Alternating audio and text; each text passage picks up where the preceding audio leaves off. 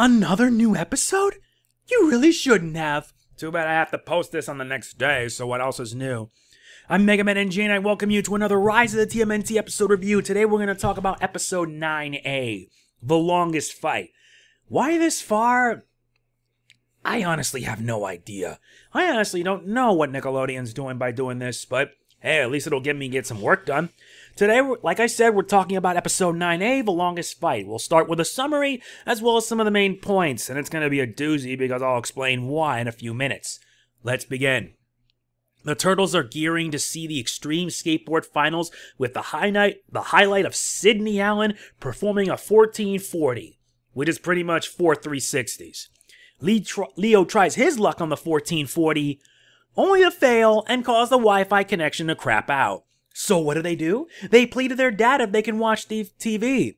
They fail because Splinter prefers to watch commercials.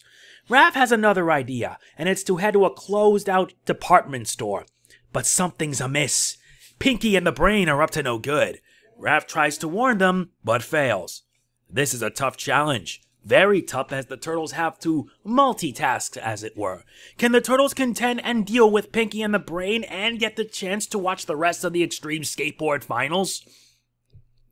As I mentioned already, a new episode means new review. And expect to get a lot of these since, well, it gives me something to do. This is the second new episode that was aired alongside the previous one, Minotaur Maze.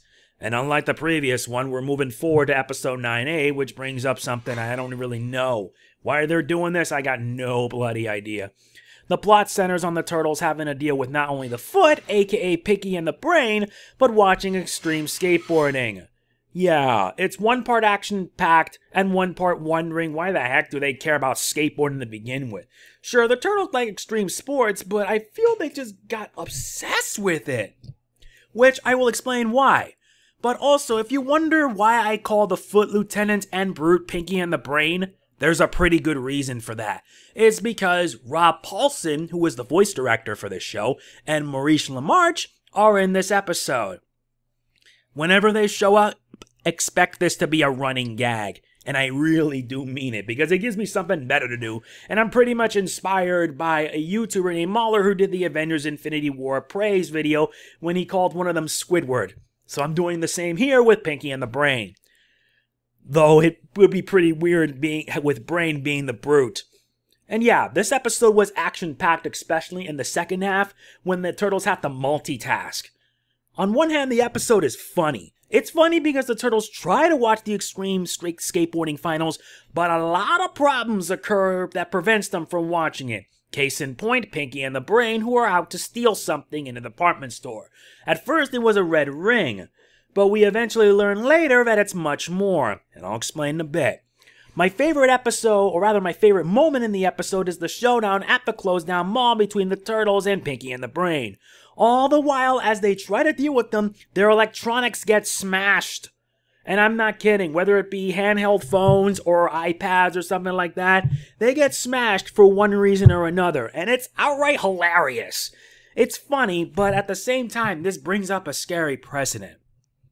It's the year 2018, and many of us nowadays have phones, iPads, tablets, you name it. But considering nowadays they're using it, etc., just to watch stuff on the internet, it's kind of a scary precedent to say the least. Goes to show that, yeah, things are changing, and the Turtles are adapting to said change. But the fact that, yeah, seeing their stuff get smashed while trying to watch this and deal with Pinky and the Brain is outright hilarious. Their expressions at the end, especially at the very end when Sidney performs the 1440, gets interrupted by a news broadcast, and their expressions are pure priceless. I mean it. It is without a doubt priceless. I like it. It just makes me laugh most of the time, and I just love it so much. It really is just hilarious.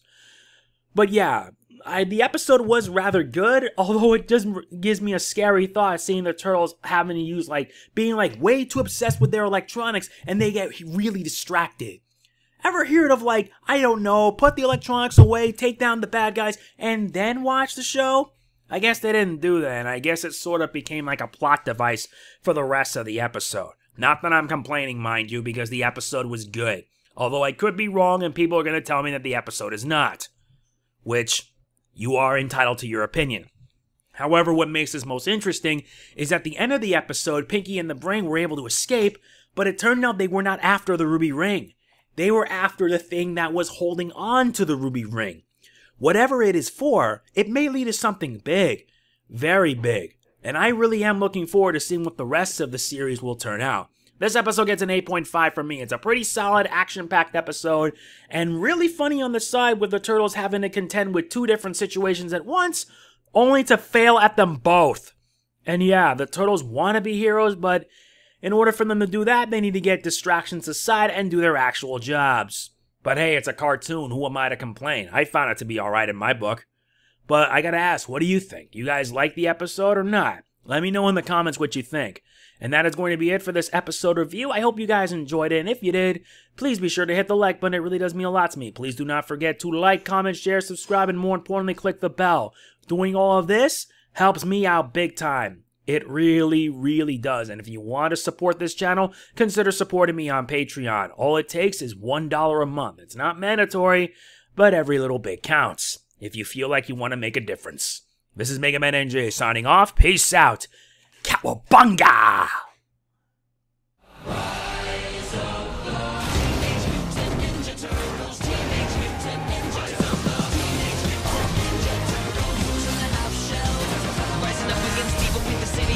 Raph is ready for a fight.